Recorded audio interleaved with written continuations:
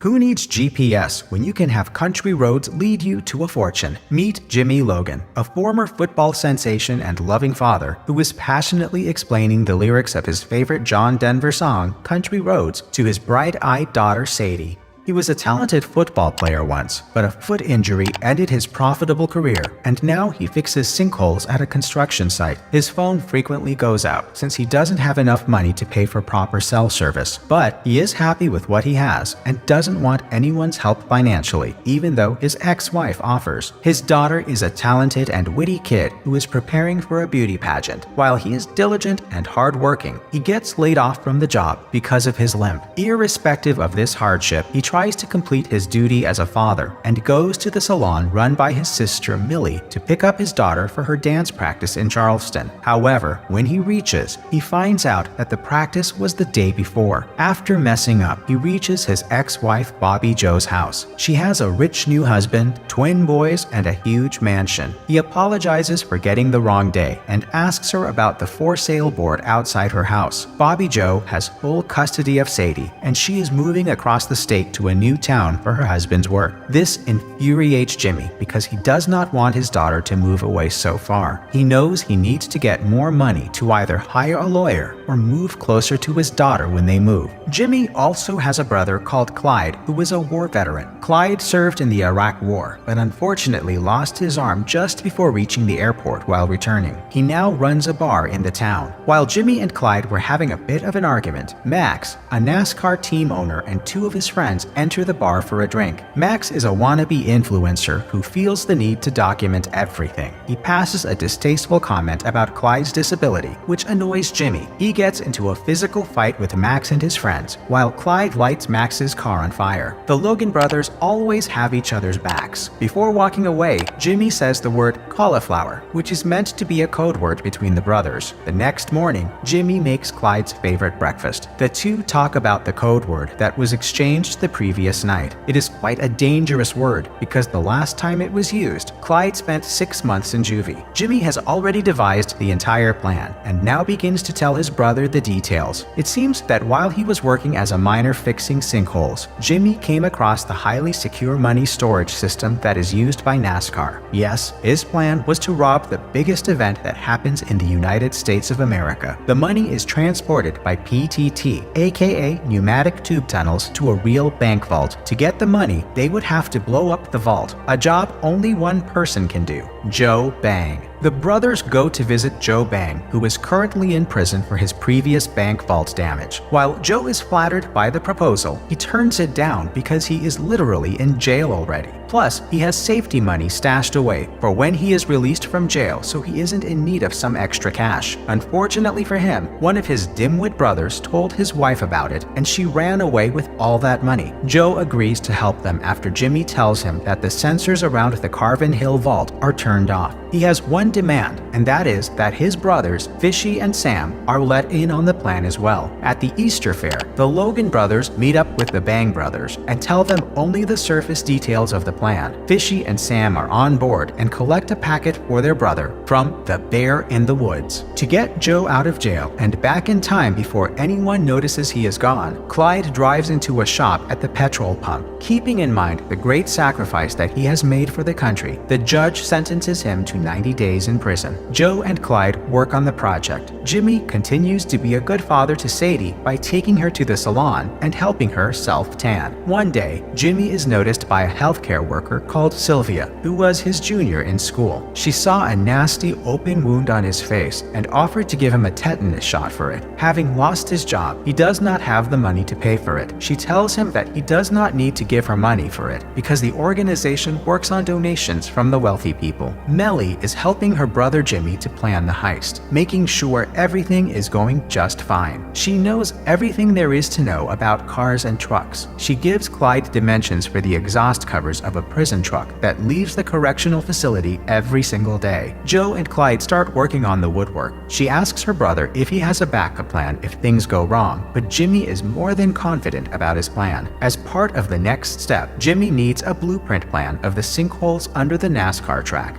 He breaks into his previous office and steals the plan. On his way out, he runs into his ex-boss. He expresses guilt for having to fire Jimmy. Jimmy tries to make conversation about the sinkholes, only to be informed that the sinkholes are just about completely repaired and that they will be moving sites soon. This is a huge curveball in Jimmy's robbery plan. They need to move up the heist by 1 week, which coincides with the biggest race of the season, the Coca-Cola 600. It is the busiest race, which makes it tougher for them to pull off the robbery. Despite this roadblock, Jimmy refuses to call off the plan and asks Melly to start the ball rolling. To figure out which vent leads to the bank vault from the Charlotte Motor Speedway, Fishy and Sam let out a bunch of color-coded cockroaches that get attracted to the birthday cake sent to CMS employee Glima by Melly and Jimmy. Having everything under control and planned, it's time for them to execute this robbery to perfection. Finally, it is race day. Everything has to be timely